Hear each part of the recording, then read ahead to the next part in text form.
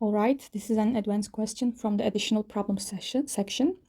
For part A, we are asked to prove that this double inequality holds for every value of x. And this is just basically means that showing this absolute value x over 1 plus x squared is bounded by 1 over 2. And we are going to show this by using the expansions of the squares, which are x plus 1 squared and x minus 1 squared. And how are we going to do this? For the first part, for the first case, we always know that a square of a real number is always bigger than or equal to 0. So x plus 1 squared will be bigger than or equal to 0 for all x values. Now expand this term, and this will become x squared plus 2x plus 1 is bigger than or equal to 0. Now move the 2x value term to the right side, and we have x squared plus 1 is bigger than or equal to minus 2x. Now we have x squared plus 1 on the left side. We know that x squared plus 1 is always bigger than 0. So if we divide both sides of the inequality by x squared plus 1, we don't have to worry about dividing by 0 or changing the sign, changing the way of inequality. So let's divide it. Then this left side becomes 1, and the right side becomes minus 2x over x squared plus 1. Now divide both sides by 2, and we will have 1 over 2 is bigger than or equal to minus x over x squared plus 1. Okay, this is the first case. And for the second case, we are going to use the same trick now for x minus 1 squared. This is also bigger than or equal to 0. And when we expand this, we have this term, and move 2x minus 2x to the other side. So x squared plus 1 is bigger than or equal to 2x. Divide both sides by x squared plus 1. So 1 is bigger than 2x over x squared plus 1. And divide both sides by 2. So we have 1 over 2 is bigger than or equal to x over x squared plus 1. So what we show here, we show that both x over x squared plus 1 and its negative is smaller than or equal to 1 over 2. And by definition, if a number and its negative are both less than a value, it means that its absolute value is less than that value too. So combining these two results, we can say that the absolute value of x over x squared plus 1 is also bounded by 1 over 2. And that is what we want to show for part A. So part A is done. Okay, now let's look at part B. It says let f be a function such that its derivative is x over 1 plus x squared. And using the result from part A, prove this new equality involving fb minus fa. So when we look at what they want us to prove, we see fb minus fa. And if we assume that a is not equal to b, I can imagine dividing both sides by b minus a. So if I did that, the left side would be like fb minus fa divided by b minus a. And what does that look like? It looks like the mean value theorem.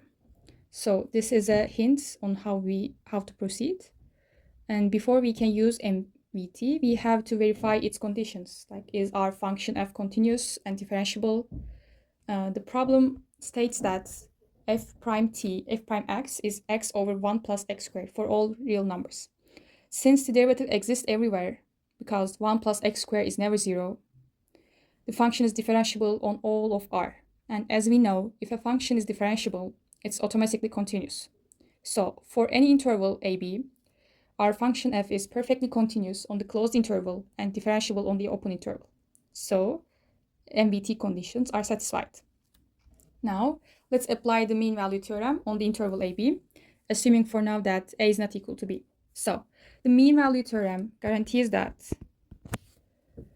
there is some point C in the open interval AB such that fb minus fa over b minus a is equal to f prime c for some C in the open interval AB. Okay, let's plug in our special derivative formula for C. We know that by the question, for any A and B, or any value, any real number, C, f prime x is equal to x over 1 plus x squared. So this is equal to c over 1 plus c squared. Now, remember what we proved in part A? We proved that for any real number, this expression is always bounded by 1 over 2. Therefore, the absolute value of the derivative of f at c must be less than or equal to 1 over 2. So we have f prime c is bounded by 1 over 2 by part A.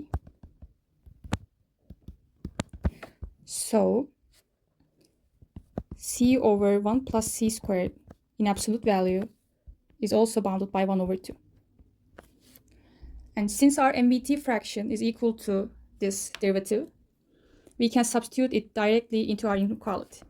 So let's write fb minus fa minus b minus a over b minus a in absolute values is equal to absolute value of f prime c, and which is equal to c over 1 plus c squared, and which is smaller than or equal to 1 over 2. So we can write fb minus fa over b minus a in absolute values is bounded by 1 over 2. Now, just a little algebra. We can split the absolute value to the top and bottom. So this will be equal to the absolute value of fb minus fa over the absolute value of b minus a is smaller than or equal to 1 over 2. And since the absolute value of b minus a is positive because a is not equal to b, we can safely multiply it to get to the other side. Then we have the absolute value of fb minus fa is smaller than or equal to 1 over 2 times absolute value of b minus a. So we have successfully proven that this statement in part B holds if a is not equal to b. So what if a is equal to b?